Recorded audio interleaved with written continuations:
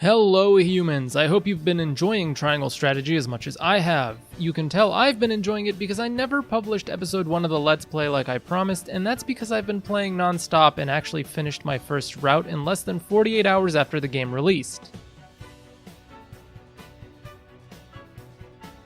I figured that since I've spent a bunch of time playing this game, I'd let you in on one of the secrets I've learned along the way, and that's how to level up a unit and catch them up to your team really fast. If you do this correctly, you can gain like 6 level ups on a unit in about 20 seconds. And no, I'm not kidding, I can actually show this to you live. Before I do the actual demonstration though, it's worth discussing a bit of the theory of how EXP gain works in this game. As they say, give a man a fire and he'll be warm until it goes out, but if you light him on fire, then he'll be warm until the end of his life. If you want to skip this and just see it in practice, go ahead and go to the timestamp on the screen or in the description, but it doesn't hurt for you to learn it so that maybe you can even improve on my strategy and let me know in the comments. Anyways, the way leveling up works in this game is that there's a certain experience curve that decides how much EXP you get from certain interactions. Now, this is the real bread and butter of the video. If you have 3 levels or under of an enemy or the recommended level of the map, you can get 100 EXP per interaction. That's right, I'm not talking about just attacks or kills, I'm talking about per interaction. And speaking of interactions, not all interactions are made equal, and while I unfortunately don't have the exact values or multipliers on these, I'm going to give you a list of things that give EXP and where I think they rank in terms of how much they give. Kills give the most EXP, and I think that just makes sense right out the gate. Then they're followed by actually attacking or doing damage. Now, doing damage can happen from follow-ups as well, so your primary attacker gets most of the EXP out of the interaction, and then your secondary attacker gets a reduced amount from what I can tell. It's like proportionate to how the secondary attacker does less damage. Again, I could be totally wrong on this because I haven't extensively tested it, but I have seen both the attacker and the follow-up attacker get 100 EXP if they're low enough in terms of levels. After attacking comes skill use. Damage skills like magic or attacking skills seem on par with normal attacks in terms of EXP gain, and then there's buffs, traps, debuffs, and support skills in general that seem to be a little bit lower tier in terms of EXP gain than attacks and damage. One thing I'm not entirely sure of, but I have a hunch about and I'd like to test it out, is the amount of TP required for these actions and whether or not the EXP gained scales with that.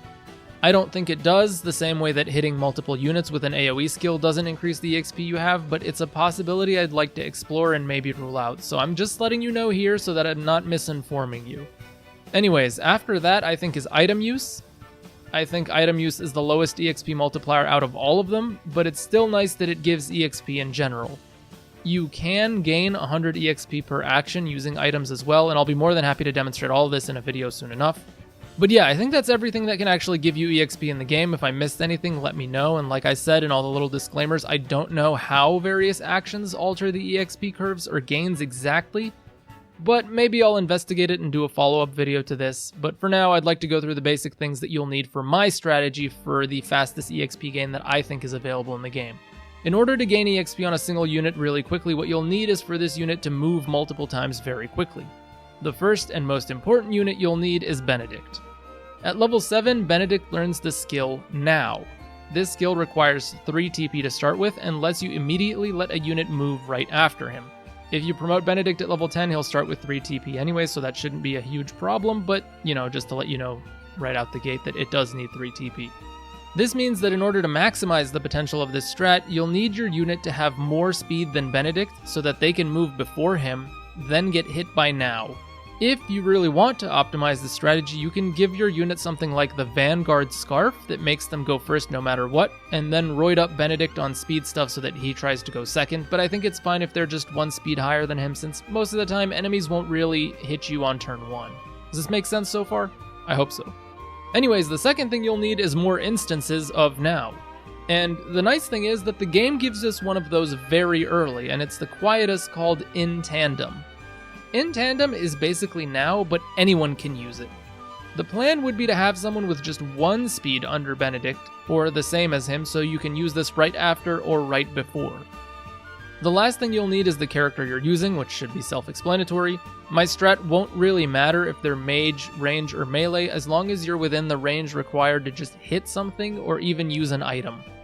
And I say something because things like barricades give you EXP when you attack them, so the setup is very basic. If your unit has more speed than Benedict, they will move first, attack, use an item, and gain a level. Then you use now, and they'll repeat the same action. After that, you use in tandem, and they can do it again a third time. That's an instant 3 levels you can get, and if you're doing this in a mock battle, you can just then retreat and re-enter again and repeat it all over. Now, I know I said 6 level ups, and no, I wasn't kidding. There are some units who have the nice ability to do 2 actions at once. For example, Anna has the passive skill Act twice, and this lets her attack twice in one go. So yes, Anna will gain experience a whopping 6 times, and it's possible for her to level up each one of those instances. I think you could probably also do this with Medina's item twice skill, and of course anyone that has any kind of move twice or double action kind of deal. They don't all get these skills at the start, but even without it, just these tips should be handy enough to get you some really fast level ups and catch your units up to your main team in general if you need to do that. Anyways, as much as I would love to show you this on my Anna, she's already too high level, so I'm going to demonstrate this with Archibald, an archer that you get that is conviction based that also has a similar kind of skill.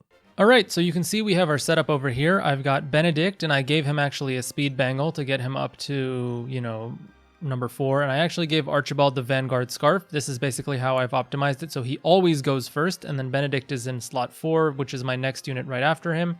And you can see number 5 is Hasabara. It doesn't really matter who's after Benedict as long as someone goes after him, just to make sure that these things don't go too slowly. So anyways, let's go ahead and start the battle.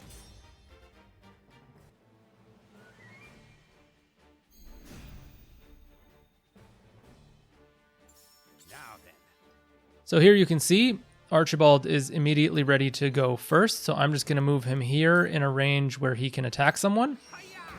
That is the sticky arrow, and what sticky arrow does is it lowers evasion and it gives him another action, so we can go twice. So you saw he got 100 EXP from the first attack, he just got 100 EXP from the second one. That's 2 level ups. Now we unfortunately have to wait for enemies to move really quickly. In an ideal world, we would just go, back to back right away.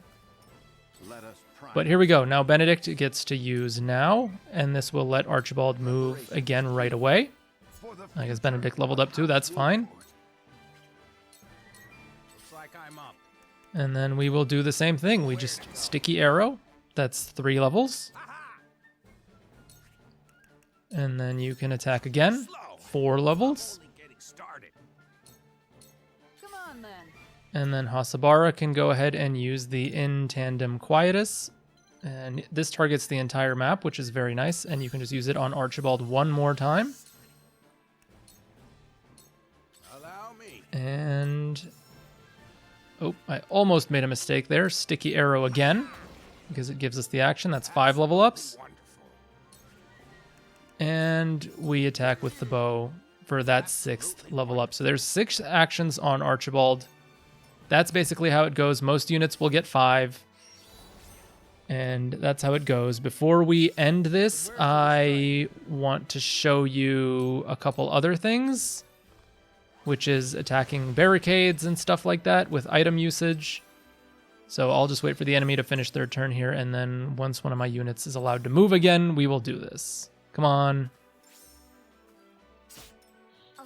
Okay, so here we go. With Narv, I can attack this barricade here, and that gives him 100 EXP. And with Medina, we will use an item. Doesn't matter on who. There's 100 EXP there. And then here's a support interaction with Jens, I think his name is, where he can build ladders, and that will give us another 100 for a level up. And last but not least, we will use healing with Gila, and that's another 100. So you see, these are all the different types of interactions that can give us EXP. And then what you can do is, if I can remember how to do this, can we just retreat? Yeah. So we can just retreat. And like it says on the screen, you will retain your EXP and kudos, but you will lose everything else. So that was what, 2 minutes? Maybe a little bit longer because I'm actually explaining things and going through the motions, but it should be much faster for you guys. So yeah, that's about it. Look forward to some new videos. Like and subscribe if this video was helpful, and I'll see you guys in another video very soon. Peace!